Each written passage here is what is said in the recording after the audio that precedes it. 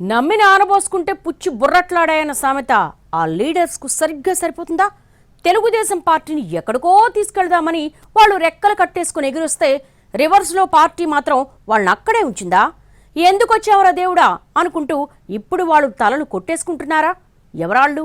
ఎక్కడుందా విచిత్ర పరిస్థితి? ఉమ్మడి విజయనగరం జిల్లాలో కొందరు టీడీపీ నాయకుల పరిస్థితి నా ఘర్కా నా ఘాట్కా అన్నట్టు తయారైందట. పార్టీ ప్రతిపక్షంలో ఉన్నప్పుడు ఎలాగైనా పవర్లోకి తీసుకురావాలంటూ పార్టీ తరపున పోటీ చేయాలనుకుంటూ ఉన్న ఓళ్లను చేస్తున్న ఉద్యోగాలను వదిలేసొచ్చారట కొందరు. పార్టీ పవర్లోకి వచ్చి 6 నెలలైనా ఎలాంటి అవకాశాలు దక్కక అడకత్తెరలో ఉన్నట్టు ఫీల్ అవుతున్నారట. జిల్లాకు చెందిన 2 ఎన్ఆర్ఐలు విదేశాల్లో ఉద్యోగాలను వదులుకొని ఇక్కడి దాకా రాగా ఓ జిల్లా స్థాయి అధికారి వీఆర్ఎస్ తీసుకున్నారు.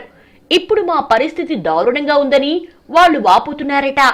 ఈసారి ఎన్నికల్లో టీడీపీ మేధావులు ఎన్ఆర్ఐలకు ప్రాధాన్యం ఇస్తుందన్న ప్రచారం మొదట్లో జరిగింది. ఆ మేరకు శృంగవరపుకోట నియోజకవర్గం కోసం వచ్చారు గొంప కృష్ణ.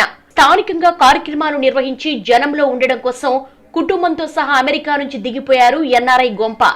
అలాగే అమెరికాలో అన్ని వ్యాపారాలు ఉద్యోగాలు వదులుకొని చీపురుపల్లి నియోజకవర్గం నాకే అనుకుంటూ వచ్చి పార్టీ కోసం పనిచేశారు కిమిడి నాగార్జున. ఇక అడల్ట్ ఎడ్యుకేషన్ డిపార్ట్మెంట్ లో డీడీగా పనిచేస్తూ స్వచ్ఛంద పదవి విరమణ చేశారు కోట్ల సుగుణాకర్. ఈ ముగ్గురు ఎన్నికలకు ముందు ఆ టైంలో పార్టీ కోసం గట్టిగానే పనిచేశారు అన్నది స్థానిక నాయకుల మాట. కానీ ఇప్పుడు మా ముఖం చూడటానికి కూడా పార్టీ పెద్దలు ఇష్టపడటం లేదని తీవ్ర ఆవేదనలో ఉన్నారట ముగ్గురు. మన పార్టీ అధికారంలోకి రావడమే తరువాయి, నీకు ఎమ్మెల్సీ గ్యారంటీ అంటూ అప్పట్లో గొంప కృష్ణకు చెప్పారట. కానీ ఇప్పుడు ఆ ఊసే లేదంటూ తెగ ఆవేదనగా ఉన్నట్టుగా సమాచారం.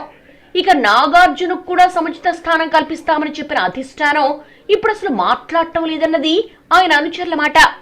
ఇదేం కర్మరా బాబు అని గగ్గోలు పెడుతున్నారట నాగార్జున అనుచరులు. ఇక కోట్ల సుగుణాకర్కి ఇంకా 2 ఏళ్ల సర్వీస్ ఉంది. అయినా సరే వీఆర్ఎస్ తీసుకున్నారాయన.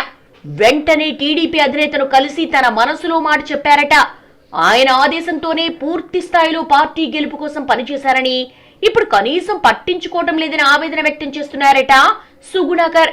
కుటుంబానికి పొలిటికల్ బ్యాక్గ్రౌండ్ ఉన్నందున తొందరపడ్డారని ఇప్పుడు తెగ ఫీల్ అవుతున్నారట సుగుణాకర్.